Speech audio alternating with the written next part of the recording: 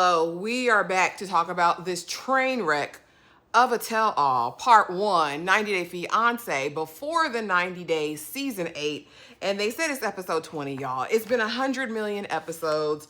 We get into this reunion, and I don't know. All I know is Ziad came to play, and he put on his entire clown suit. Pick me up in the McLaren, daddy. Annie, in fact, is not okay. I just honestly want to... And was I here for it? I was. So how we'll do it this time is we're going to go through it, and I will give you kind of an overview of each couple in terms of where they're at, and then we'll dive into the couples that actually got to share all of their stories, because our girl got up there. Sean is her name, I believe, and she's been doing these reunions for forever. I thought we were getting a new reunion host or tell-all host. Y'all drop it in the comments and let me know the developments, but we'll go couple by couple. I'll give you their current status with each other, and then, like I said, we will dive into the couples that actually had stuff to talk about this time. But let's get into it. So we have Sheena and Forrest. Yes, they are very much still together, very much loving one another, but still separate, right? He's still in the States and she's still in the Philippines. And of course, we didn't dive into their stories, so I don't know exactly where they're at currently. Next, we have Elise and Josh. They break up to make up, right? That's how the story goes. And so they broke up. We saw that at the airport, but they have since reunited, and it feels so good. Both here, both smiling. Again, I don't know all the details. By the end of this episode, we have to hear about Elise trying to talk to Rob, giving him taxi fare. And I thought Rob sold Bucci Cat on the streets. I don't understand it, but hey, that's not my business. Emma and Ziad, we know it was Emma this whole time. But Ziad, baby, he came to play. So we're definitely going to dive into them.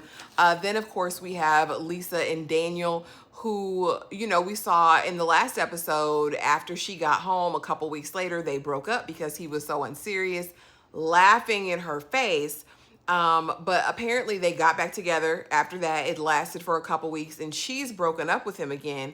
But apparently that's not final because the ritual that they had done bound their souls together forever. And it was really a traditional marriage. So he says, you mine forever and always. There's no breaking up. And we'll get into them because they gave us a little bit of tea about their current situation. Birkan and Laura, you know, they had their moment. He proposed with the red string. And y'all, before y'all get in my comments trying to correct me about something, or anyone in the comments trying to correct them about something, make sure you've done your due diligence first. I don't say things just to say them. I know I say things and I speak in hyperbole quite a bit, but when I say things, I mean things. What did he say? I said what I said. And I meant what I said. When he tied that red string, that was a binding spell. That was a binding ritual. Telling me that's not witchcraft and wizardry. I know witchcraft and wizardry when I see it. I'm just saying, just be mindful of that. It's very aggravating when y'all come in here trying to correct someone, acting as if people don't know. Now, some things need to be corrected. If I got a name wrong, that's likely. If I got, you know, a date wrong, that's probably true. But when it comes to certain things, I don't just throw out claims willy-nilly, right? Okay, just wanted to put that out there. But they are together. You know, he bought her an official ring because she's been back to Turkey since the days of the 90 Day Fiancé. And we'll get into them because they gave us the tea as well. Rick and Trisha, she's pregnant, but it's not by him, praise God. Not by him, praise God. Now, when I tell you, I have to stop for a moment and talk about Rick, because he came up there and put on the loudest possible suit with glitter tap shoes. Sir, you look crazy. Sir, you look a mess. Sir, you look wild. Sir, you look like that hairline. Fred Flintstone in a suit. Crazy as hell. But she is pregnant. She looks happy. She's giggling. She's kikiing the whole time. And I'm glad to see Trisha in this space. She literally laughed in his face because he tried to act mad that it wasn't his. So she says she's 6 months pregnant. And he's like, you know how I feel about it. You know how I feel about it. And yeah, she laughed in his face. So I got some small joy. But again, we don't have that full conversation with them yet. So that'll be next week, I'm sure.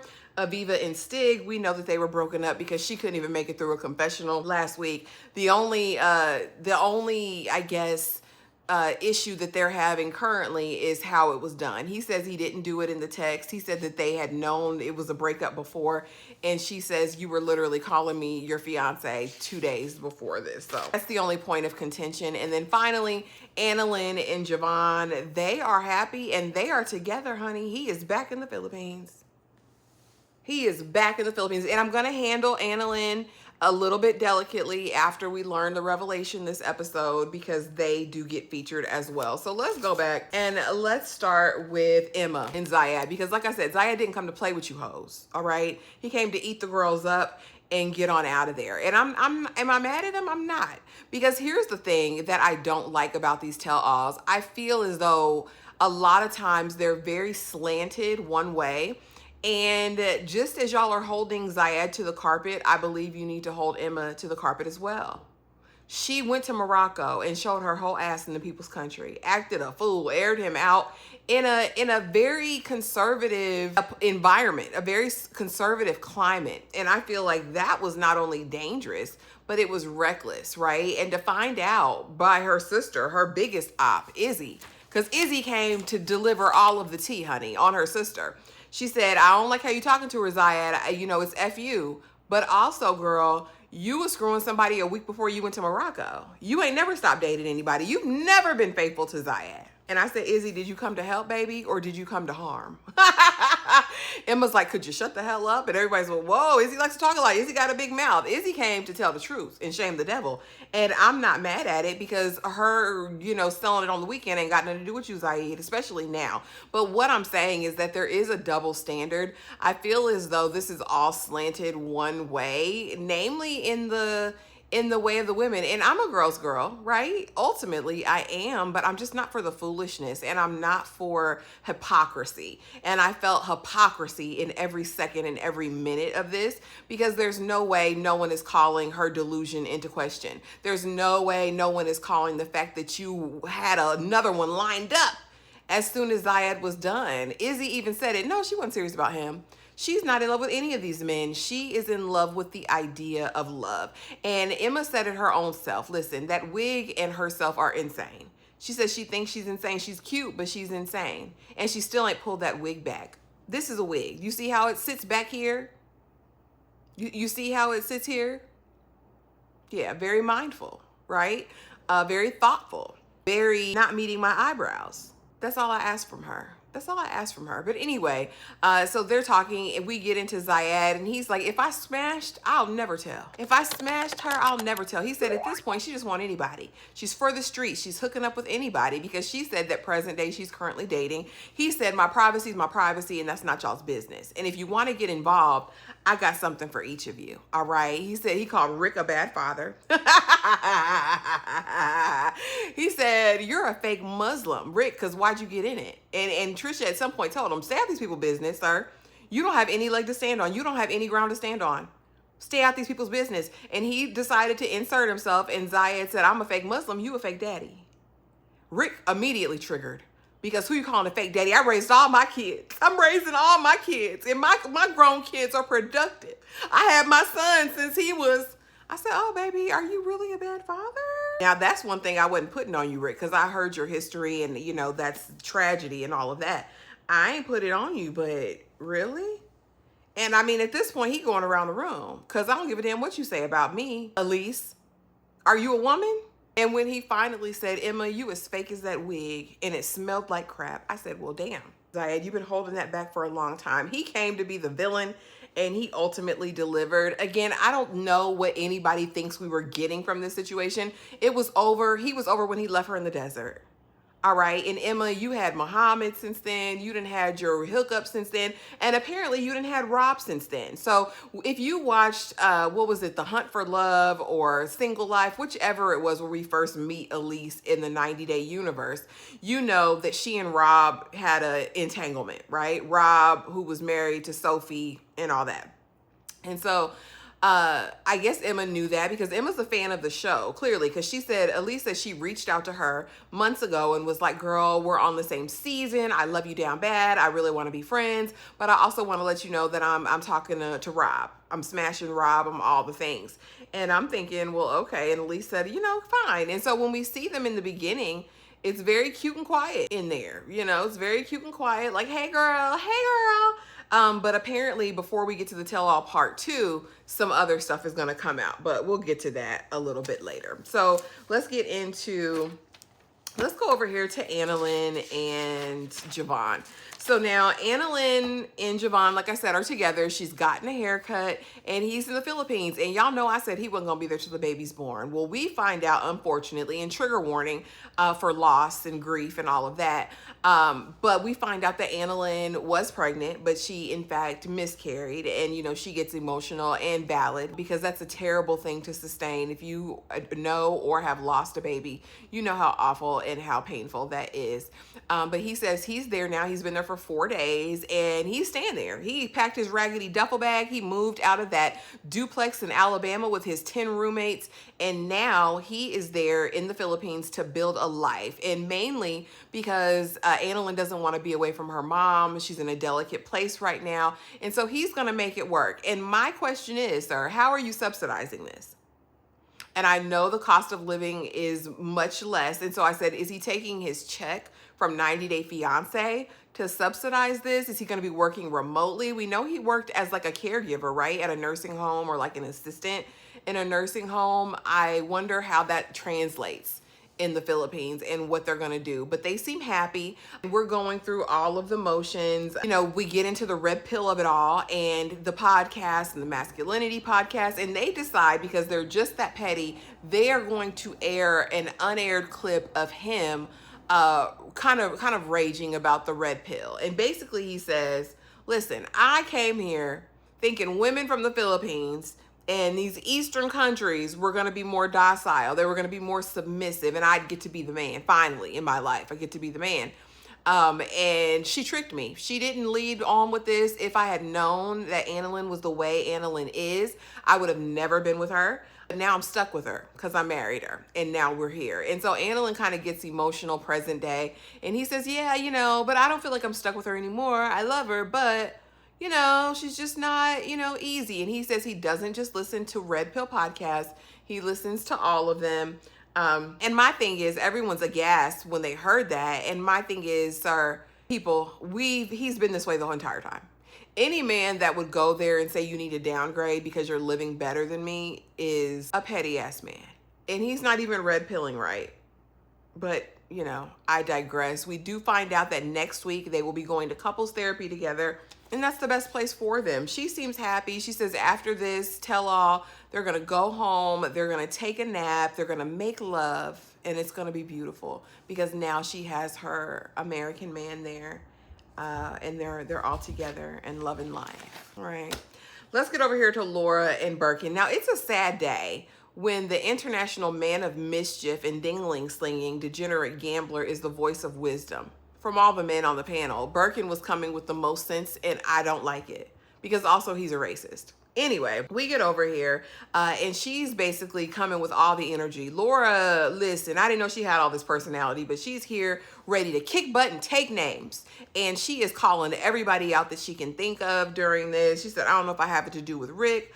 I don't know if I have it to do with X, Y, or Z. I don't know if I got it to do with any of these people. Birkan and Michael are going to be shocked at what I have to say today. And I said, well, okay, sis, go off. Go off. But we get an update that after she left the first time, she goes back. They reconnect. It was an amazing time. You know, he grew some facial hair and she's having the time of her life. And so now they're together. She's got her real ring, so she doesn't need that red string anymore. And, you know, she's already filed the immigration paperwork for him to come to the States. And she's decided that she's going to open said immigration letter on camera. Bad idea. You always pre-open something before you plan to do it on camera. But she opens it and starts reading it. And of course, it doesn't sound good initially. But then we find out that they just have the appointment. Now, we've all heard of this appointment that you go to. And basically, this is going to assess the realness of the relationship, the authenticity of the relationship, and determine if this is a real relationship and we need to move forward in the visa process and all of that. And again, this is crazy as hell because a degenerate gambler with this amount of debt who lies like a rug, who's still lying, and you decide to bring him over here, and not wisdom, in my opinion. Also, we get a new revelation and more lies that he's told in that he actually owns an apartment. He's had it for quite a while, so it's worth 25,000 US dollars. He's going to hold it for 10 years though. It's an investment for their future. And she says, well, what about this debt? And why didn't you tell me? And apparently he lives back with his family. Now, here's the thing. If you have this apartment, why are you living from pillar to post and with your family? I don't understand it. It feels like lies to me. But then we get into his debt and he says, I have a confession. I no longer have any debt. I no longer have any debt at all. It's all paid off. I went to Cyprus. Remember that time I told you I was going to Cyprus? Well, I went there and I won big. I hit the jackpot. And so I was able to pay the debt. They said, how much was the jackpot? The exact same amount of my debt. So you're a liar. You're a liar. Had you won a real jackpot in the same amount of your debt, you were at least going to spend half of it. Because degenerate gamblers are going to gamble. And you mean to tell me you got 50,000 US dollars and you paid it fully to your debt? You're a liar. Also, it can't be the same 50,000 over all this time.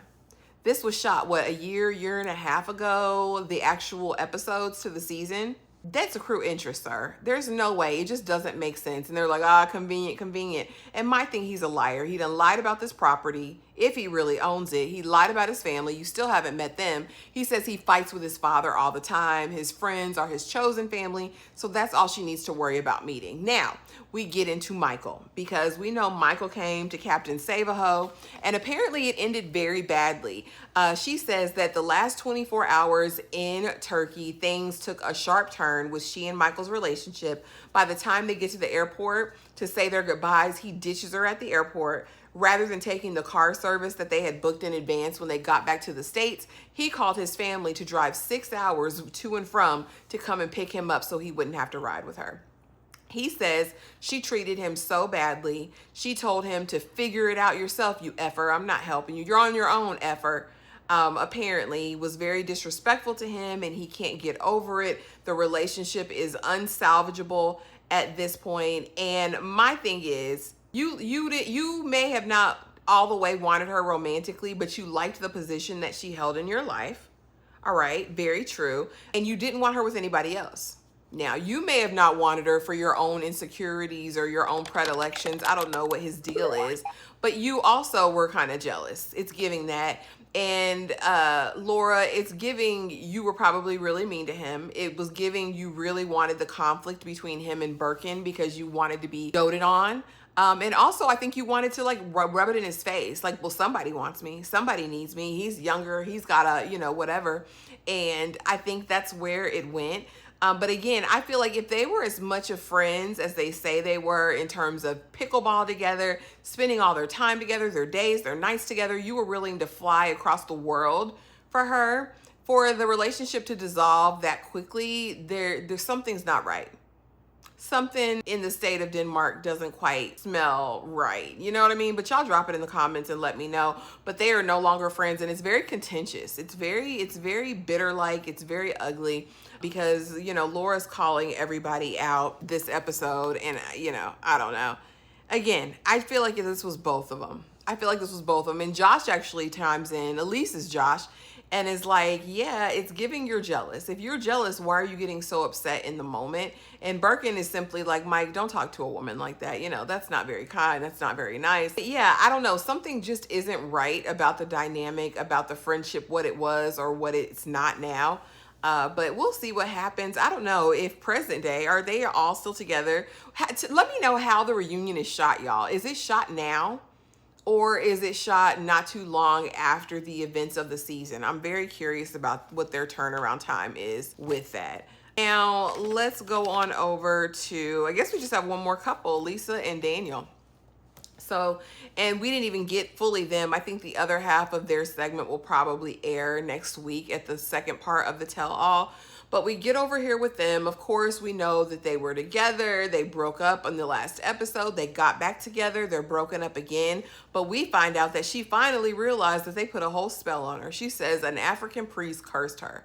and that she didn't know she was traditionally married to Daniel. And so every time she breaks up with him, she's getting sick. She's scared she's going to die because of this curse. And she just can't handle it. And Daniel's laughing. He's like, you're mine. You're mine. You came over here. You said the words. And then they play a clip of her saying the words. You're my husband forever, forever this lifetime, all that. And my thing is, again, I tell you, you didn't have no business carrying your ass into that cave with that man. Baby, I tried to warn you, and I gave y'all a PSA on those videos. I said, don't do that. Don't go over here. Because now she's sick. They don't know what's wrong with her. She's scared she's going to die every second if she doesn't get back with him. That's why she keeps going back to him. And he's having the time of his life. He says, she's my wife. She's my wife. Listen, it is what it is. She can't leave me. You can't leave me.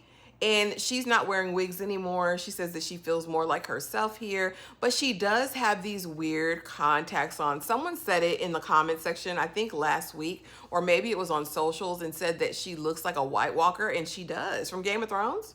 It's so unserious and very scary, these crystal ice blue eyes. It's freaky. And why didn't you have them on the whole time? She adds them later on during the reunion, after she confronts Elise, because you're just so confident and so beautiful, and you're like a bully. It takes me there. So yeah, I can't like you because you're just so beautiful. I can never like you. I can never like you because you're so beautiful. It's really disturbing. At this point, she needs deliverance or an exorcism of some sort to get free of Daniel, because he's got his hooks in her. He got her mind gone. And them people probably might have something on her. I don't know.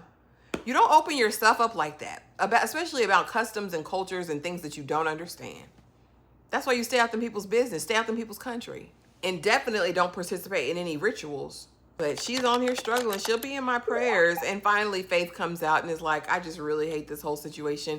You've disrespected me. You disrespected my mama. Of course, we confront him about the Nigerian wife contact saved in his phone. He says, it's nobody. It's a friend. I have friends. Friends of friends of friends. Y'all, that was pretty much it. That's all I got. Next week, I'm sure we'll cover Sheena, Forrest, Elise, Josh. Who else do we have to cover? Aviva, Stig, Rick, and Trisha. But yeah, that was the tell-all, part 1, 90 Day Fiancé, Before the 90 Days, season 8. Y'all drop it in the comments. Let me know what you thought. Were you here for it? Did you love it? Did it meet all of your needs? Do we need a new host? Be sure to like, comment, subscribe, hype the video, do all the things, and I will see y'all in the next one. Have a great day, or night, or evening, whenever you're watching this.